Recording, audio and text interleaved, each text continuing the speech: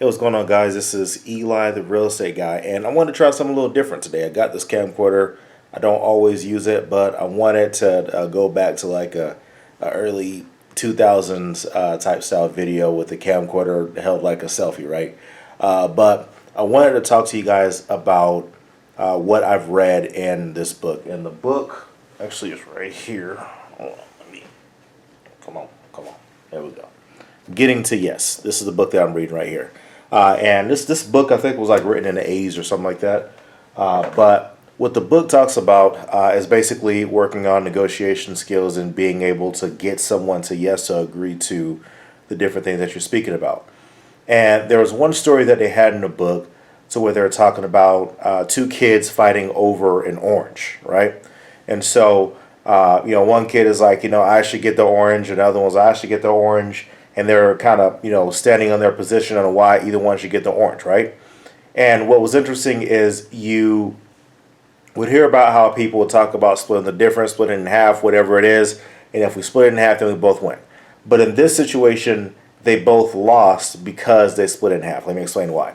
So once they finally did split the orange in half, the first kid, he took all like the juice and the pulp and everything that was on the inside. He took that, ate it. He's like, man, so glad I got, at least half an orange. And he took the skin of the orange and he threw it out, right? And then the other kid, he took all the pulp and the juice and everything from the orange, tossed that out, and he kept the peel because he wanted it to create a bowl, right? Now, in the situation of if they just communicated on what the other person wanted instead of just, why do you want this orange? I deserve it, you deserve it.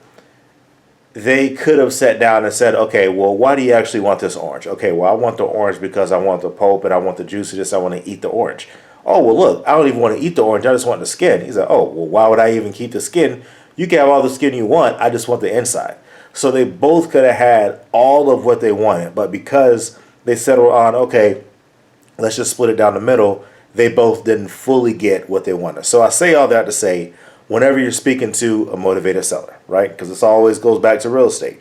Whenever you speak to a seller, you need to really figure out what exactly is going on with them and why do they actually want to sell their property, right? It may be a situation of, well, they want to sell because they got a job offer in another city and they're just looking to sell as quickly as possible, right?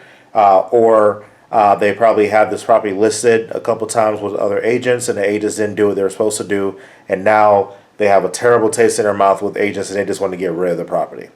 Or someone is upside down on their mortgage and they just want to make sure that they don't have a foreclosure on their record, right?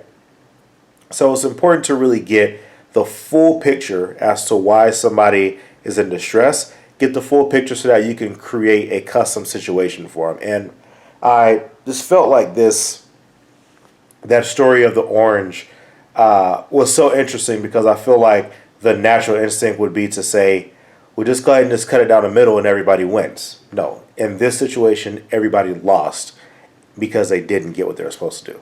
All right, so think about this whenever you're speaking to sellers. Think about what they actually want and create a solution based off of that. I know I've made some videos recently with that information, but I think it's very important for you to really grasp that idea and really think back on that story of the orange and the two kids and make sure that you're not touching only on things that you feel is important but it's not necessarily important to them. All right, so thank y'all so much for watching this video. If you like this style of selfie early 2000s camcorder type of deal, let me know in the comments. If not, also let me know.